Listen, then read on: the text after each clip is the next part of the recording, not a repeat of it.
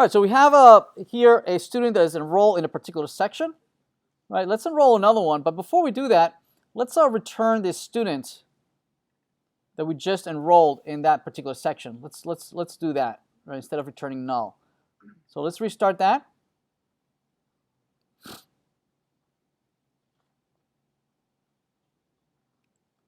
So now let's enroll another student in the same section. So student 2 is also enrolled in section 2. If we do that, notice that it gets into an infinite loop, right? So let me close that. And the server is also going to complain, saying that I ended up entering an infinite loop. And we've seen this before, right?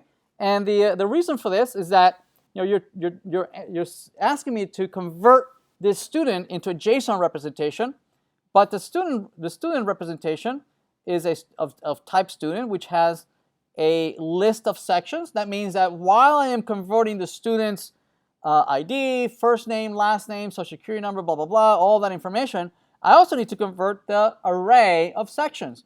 But then the sections are going to have pointing to the same student. So it gets into this infinite loop trying to convert everything, right? So we need to break the loop somewhere, right?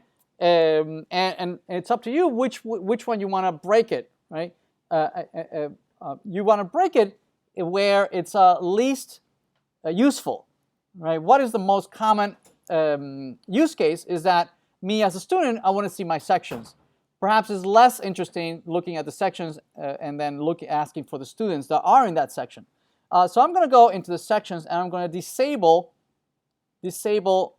converting these students. Right, I'm going to say, don't convert this. JSON ignore. There we go.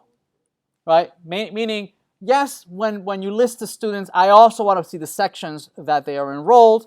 Right, but don't when you go to the sections, don't come back and try to do the students again. All right, don't get into this infinite loop. All right, so if we've done that, let's restart the server.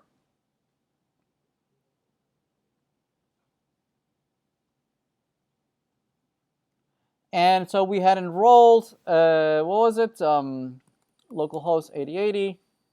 We had students. We had 2 students enrolled in section 2. Let's enroll student 1 also.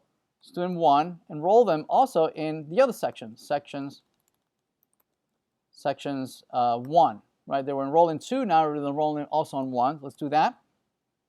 All right, notice that this comes back now with the array of sections that they enroll. It doesn't get into this infinite loop, right? Because otherwise it would have gotten into an array of students of which Alice was a part of that section, right? And then it would have got into this infinite loop. Now it's not. We're breaking it so that it only captures the section title and the ID, but not the students in that section. Okay. So there it is. We have the sections for Alice. Again, this is one of the more common use cases, right? That the 40,000 students in the college, right? They visit a section. They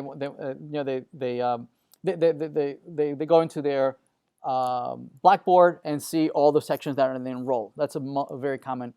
And now on the other side, if we visit the section, we won't see the students, which is a little bit inconvenient, right? I would want to see the students, at least maybe their first name and last name, right? And we can certainly do that as well, right? But always making sure that we don't enter an infinite loop, right?